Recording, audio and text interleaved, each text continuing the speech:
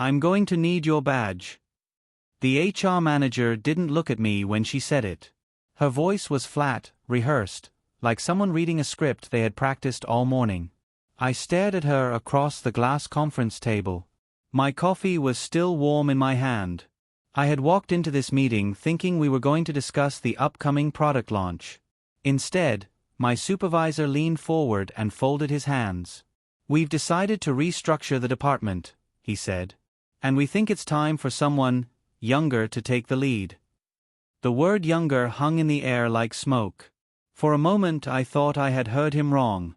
"You're firing me because of my age?" I asked quietly. The HR manager finally met my eyes, and I saw the flicker of discomfort she tried to hide. "No," she said quickly. "This is simply a strategic transition. 10 years. 10 years of late nights, emergency weekends, and cancelled vacations. And suddenly I was sitting in a conference room being told my career was over because someone decided I looked too old to keep up. What they didn't realize in that moment was simple. They had just made the most expensive mistake of their careers. My name is Daniel Carter. I was 48 years old the morning they decided I was obsolete. For 10 years I had worked at a technology consulting firm called Apex Dynamics. When I joined, the company had fewer than 50 employees. We operated out of a cramped office with flickering fluorescent lights and mismatched chairs. Back then everyone did everything. I built client proposals, fixed software bugs, trained new hires, and sometimes even stayed late assembling presentation decks for executives who didn't understand the systems we sold. Over time, Apex grew. 50 employees became 200. Then 500. We moved into a sleek glass building downtown, complete with a rooftop garden and a lobby that smelled faintly of polished marble. And through every expansion, every chaotic project, every impossible deadline, I stayed. I believed loyalty mattered. I believed hard work would protect me. That belief was why I walked into the conference room that morning without fear. I thought the company I helped build would treat me with the same respect I gave it. I was wrong. When the HR manager slid the envelope across the table, I noticed something strange. My name was printed on the front in thick black ink, but the paperwork inside looked freshly prepared, like it had been finalized only hours earlier. "Your severance package includes 2 weeks of pay," she said. 2 weeks. After 10 years. I almost laughed. "Who's replacing me?" I asked. My supervisor hesitated. "That hasn't been finalized." But I saw the way his eyes flicked toward the hallway outside the glass wall. Someone was standing there. A young man in a tailored suit, holding a tablet and pretending to read something on the screen. He couldn't have been older than 27. Our eyes met for half a second before he quickly looked away. And suddenly the room felt very quiet. "You've already hired him," I said. The HR manager shifted in her chair. "This conversation is about your transition." I stood slowly. "Of course it is." Then I placed my security badge on the table exactly where she had asked. What none of them noticed was the small recording app running silently on my phone in my pocket. The elevator ride down to the lobby felt longer than usual. I watched the floor numbers blink past while my mind replayed the meeting again and again. Younger. They hadn't even tried to hide it. When the doors opened, I stepped into the lobby where a few employees were working at communal tables. Some looked up and nodded politely. They had no idea what had just happened upstairs. At the reception desk, a young assistant gave me a friendly smile. "Heading out early today?" I returned the smile automatically. Something like that. Outside, the late afternoon air was cool and bright. Cars moved steadily along the street, and people hurried past with coffee cups and briefcases. The city continued exactly as it always had. But my life had just shifted in a way I couldn't yet fully process. I sat on a bench across the street and opened the envelope again. 2 weeks of pay, a non-disclosure agreement, and a clause stating that my termination was due to departmental restructuring. That was when the anger finally arrived. Not loud anger. Quiet anger. The kind that sharpens your thinking. Because if they wanted to pretend this was restructuring, I was going to make sure the truth became impossible to ignore. The first call I made wasn't to a lawyer.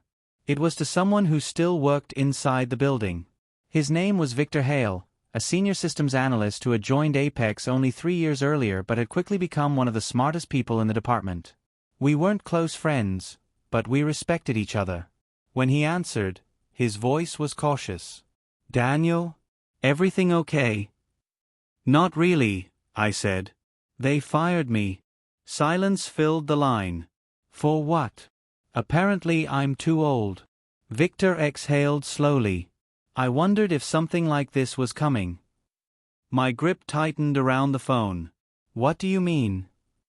2 weeks ago, HR held a meeting with department heads, he said quietly. They talked about refreshing the company image.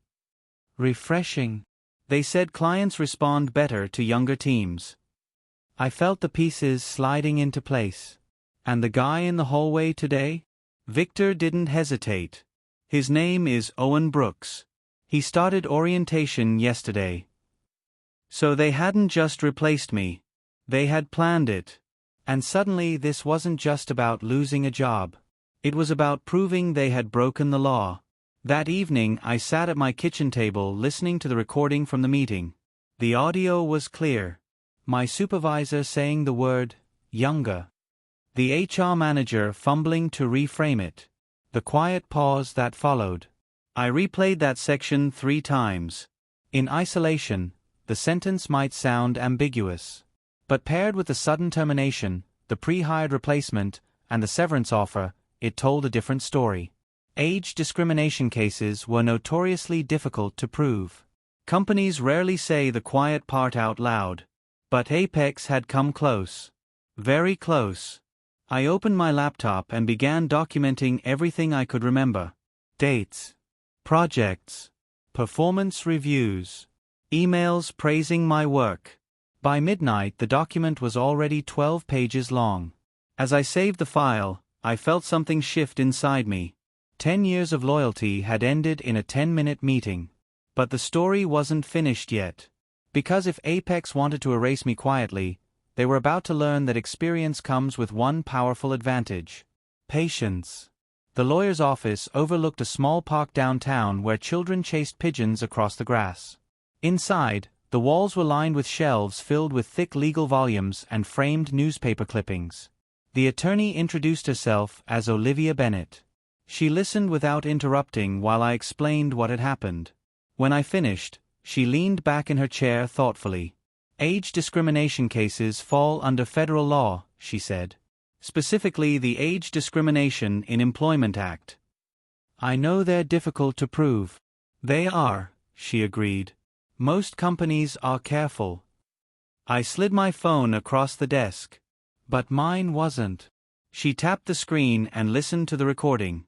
When the word younger echoed through the speakers, her eyebrows lifted slightly. That's unusually direct. Victor confirmed they hired my replacement before firing me. Do you have proof? Not yet. Olivia smiled faintly. Then our first step is simple. What's that? We gather evidence. She closed the file folder in front of her. And if Apex Dynamics really believes 10 years of experience is disposable, they're about to discover how expensive that assumption can become. Over the next week, Victor became my unexpected ally. Every evening after work he called with updates from inside Apex. Things are tense, he told me one night. They announced your departure during a department meeting.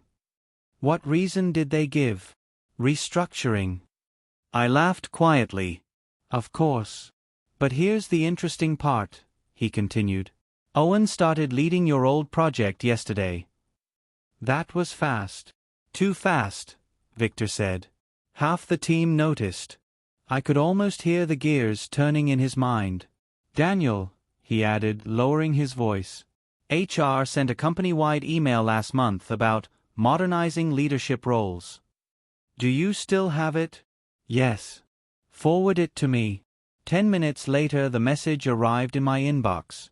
The language was subtle but revealing. Phrases like fresh perspectives and next-generation leadership appeared repeatedly. It wasn't direct proof. but it showed a pattern. And patterns matter in court. By the time I sent the email to Olivia, I had the strange feeling that Apex was building the case against itself without realizing it. 2 weeks after the firing, Olivia filed a formal complaint with the Equal Employment Opportunity Commission. The paperwork outlined everything: my 10 years of service, the sudden termination, the replacement hired before my departure, the recorded statement referencing age. When the complaint was submitted, she looked at me across her desk. "This will get their attention. How long before they respond?" "Soon," she said calmly. "Companies hate official investigations." 3 days later my phone rang. The caller ID displayed the number for Apex Dynamics. I answered. The HR manager's voice sounded different now. Careful, almost nervous. "Daniel, we were surprised to receive the EEOC notice." "I'm sure you were. There may have been misunderstandings regarding the termination." "Really? We're open to discussing a resolution." I pictured the conference room where they had dismissed me like an outdated file. "I'm sure you are," I said.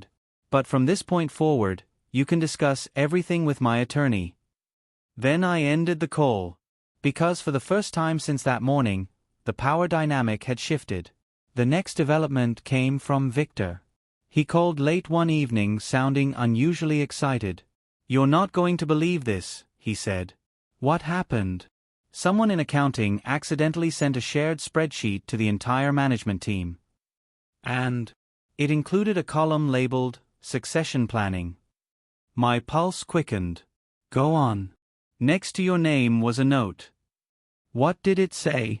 Victor paused. "Transition role to younger leadership candidate by Q3. I leaned back in my chair slowly. "That's not subtle." "No," he agreed. "And the file shows it was created 6 months ago." 6 months. That meant the decision to remove me had been planned long before the meeting. "Can you access the document again?" I asked. "Yes." "Send it to Olivia." Within minutes the file appeared in my inbox. As I forwarded it to my attorney, one thought kept repeating in my mind. Apex believed the problem was my age. But their real problem was arrogance. Olivia called me the next morning. "Daniel," she said, "this spreadsheet changes everything." "Good everything or bad everything?" "Very good." She explained that documented succession plans targeting older employees could demonstrate systemic discrimination. "If this goes to court, a jury will see it as deliberate," she said. "What happens now?" "We wait for their response to the EEOC investigation." I looked out the window at the quiet street below. "Do you think they'll settle?" "Eventually," she said. "But companies rarely admit fault immediately." She paused before adding, "Right now they're probably hoping the evidence isn't strong enough." I almost smiled. Because somewhere inside Apex Dynamics, executives were sitting around a polished conference table calculating risk. They still believed this was a small problem. A former employee making noise. What they didn't understand yet was that every document, every email, every careless comment was building a timeline. And timelines tell stories. Sooner or later, their story would reach a courtroom. 3 weeks later, Apex's legal team requested a mediation meeting. Olivia and I sat across from 2 corporate attorneys in a neutral conference room downtown. They were polite, professional, and clearly uncomfortable. "We want to resolve this quickly," one of them said. "That depends on the resolution," Olivia replied. They slid a document across the table. I read the number once. Then again. $50,000. For 10 years of service and a wrongful termination. Olivia didn't even look at me before responding. "That won't be acceptable." The attorney cleared his throat. "It's a generous offer." I leaned forward. "Did you read your own spreadsheet?" Both men went still. Because in that moment they realized something important. We had seen it. Every carefully hidden plan. Every quiet strategy to replace experience with youth. And suddenly the negotiation felt less like a discussion and more like the beginning of a reckoning. The mediation ended quickly after that. Apex's attorneys promised to review additional documentation and contact us again. When we stepped outside, Olivia turned to me with a small smile. "They're worried now." "Good. But this process may take time," she added. "Companies rarely surrender easily." I understood. Justice moves slowly. But patience had always been one of my strengths. Over the next month, the EEOC continued its investigation. They interviewed former employees, requested company records, and reviewed internal communications. Victor remained my quiet source inside the company. "People are whispering," he told me during one call. "About what?" "Your lawsuit. And some employees say you're brave. Others think you're dangerous." "Dangerous? You're challenging the leadership culture." I considered that. For years, Apex had presented itself as a forward-thinking company. But behind the sleek branding, something older and uglier had been quietly shaping decisions. And now that culture was being exposed one document at a time. One afternoon, Olivia called with news that changed everything. "The EEOC found reasonable cause," she said. I felt my breath catch. That means they believe discrimination occurred. What happens next? They've issued a right to sue letter, which meant we could file a federal lawsuit. Within days, the case officially entered the court system. The complaint detailed every piece of evidence we had gathered. The recording, the succession spreadsheet, the HR email about modernizing leadership. When the lawsuit became public record, the reaction was immediate. Industry blogs picked up the story. Former co-workers texted me quietly expressing support. And inside Apex Dynamics, something even more dramatic happened. Victor called late that night. "You just became the most talked about person in the building." "That wasn't my goal." "Maybe not," he said. "But you've shaken the place." For the first time since the firing, I allowed myself a moment of satisfaction. Because sometimes justice doesn't begin with a courtroom. Sometimes it begins with truth reaching daylight. The company's public response arrived 2 days later. A short statement claiming my termination had been based on organizational restructuring unrelated to age. Olivia laughed when she read it.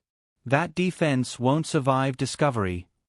Discovery meant both sides would exchange evidence and conduct depositions, which meant Apex executives would have to answer questions under oath. Over the following weeks, lawyers requested emails, meeting notes, and internal policies. Thousands of documents began moving between legal teams. One evening, Olivia called sounding almost amused. "You're going to like this." "What happened?" "We received an email chain from senior leadership.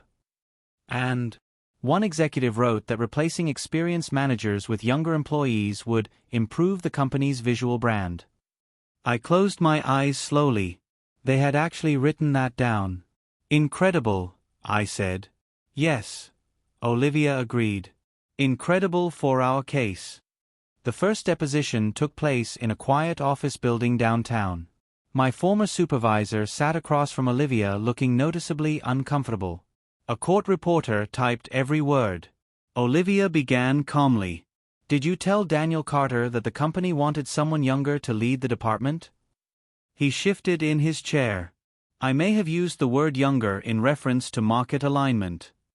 "Market alignment?" "Yes." She slid the printed spreadsheet across the table.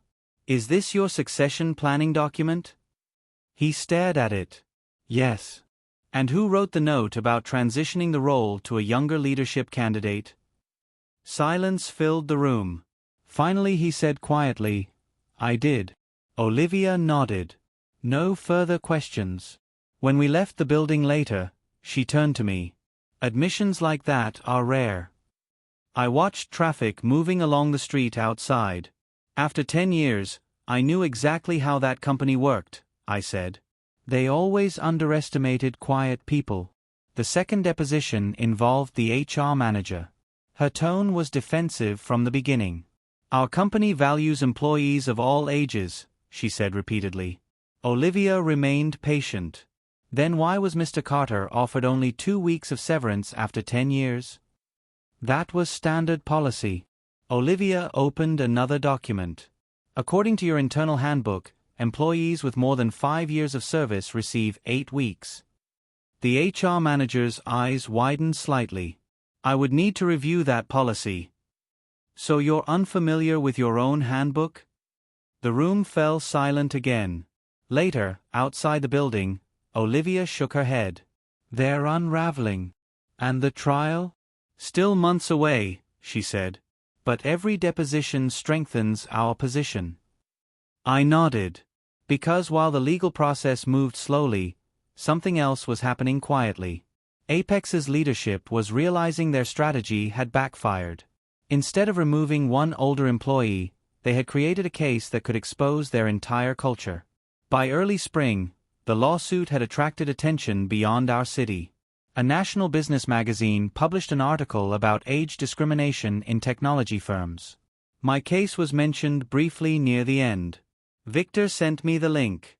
People inside the company are furious, he said during our next call. Why? Because leadership claims the lawsuit is damaging the brand. I laughed softly. They damaged it themselves.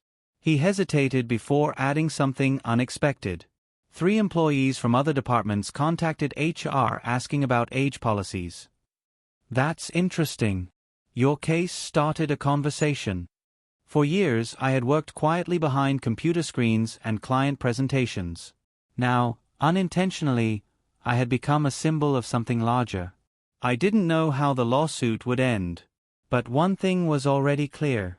Apex Dynamics could no longer pretend age discrimination didn't exist inside its walls. 6 months after the firing, Apex requested another mediation session.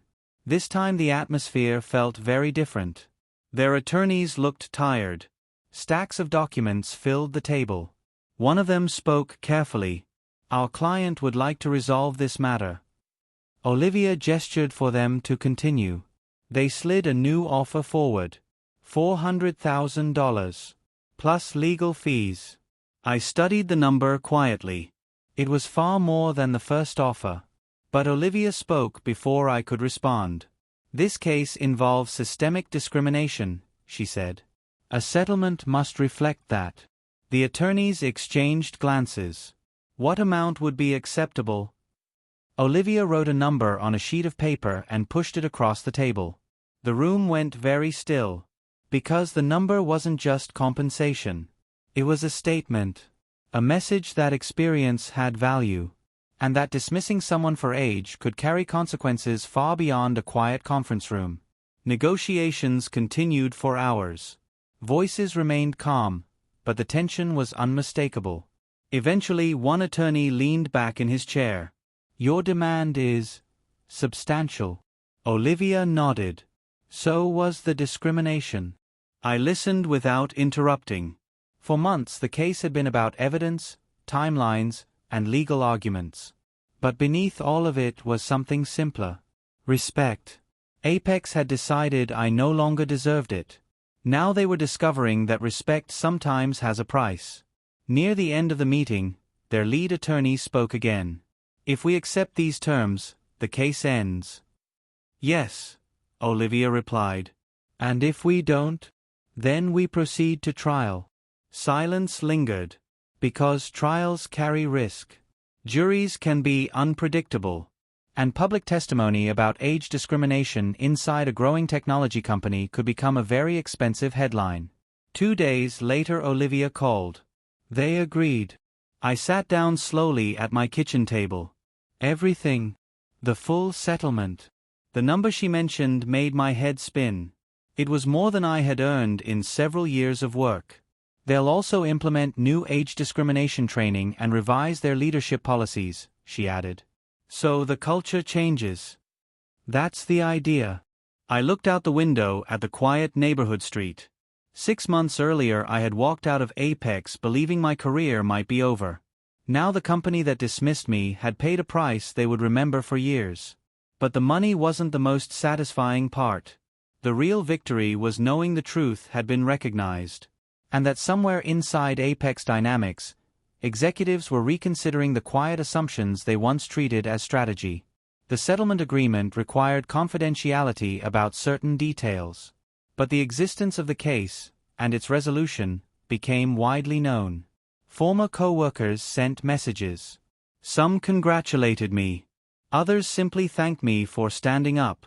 Victor called one evening sounding relieved. "The atmosphere here changed," he said.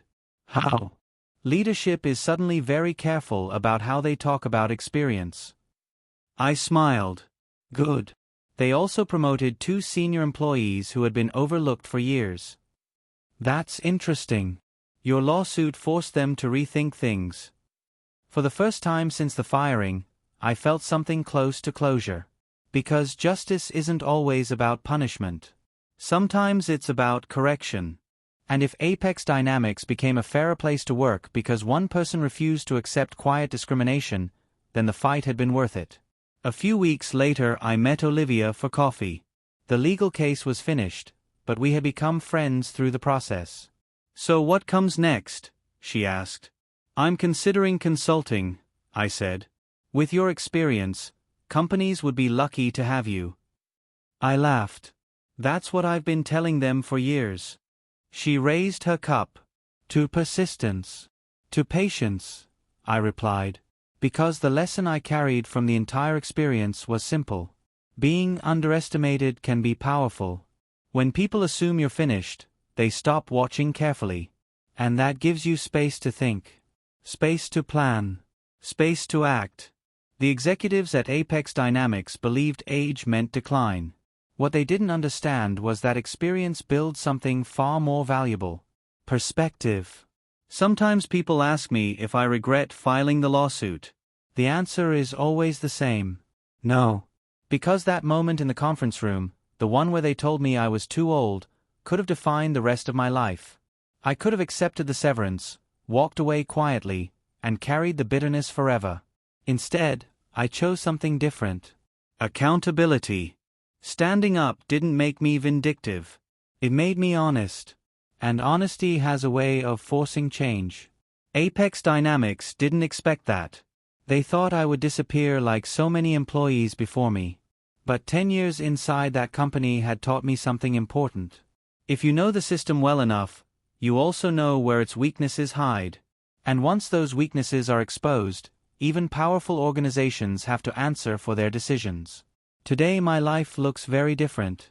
I run a small consulting practice advising companies on ethical management and workplace culture. The irony isn't lost on me. Organizations now hire me to help them avoid the exact mistake Apex Dynamics made. Sometimes during presentations, someone inevitably asks a question. "Why are you so passionate about this topic?" I usually smile before answering. Because I've seen what happens when companies forget the value of experience. The truth is simple. Age didn't make me weaker. It made me wiser. It gave me the patience to fight carefully instead of reacting emotionally. And when Apex Dynamics decided I was too old to matter, they unknowingly gave me the opportunity to prove something important. Experience isn't a liability. It's leverage. And the day they fired me after 10 years wasn't the end of my career. It was the beginning of a story they never expected to tell.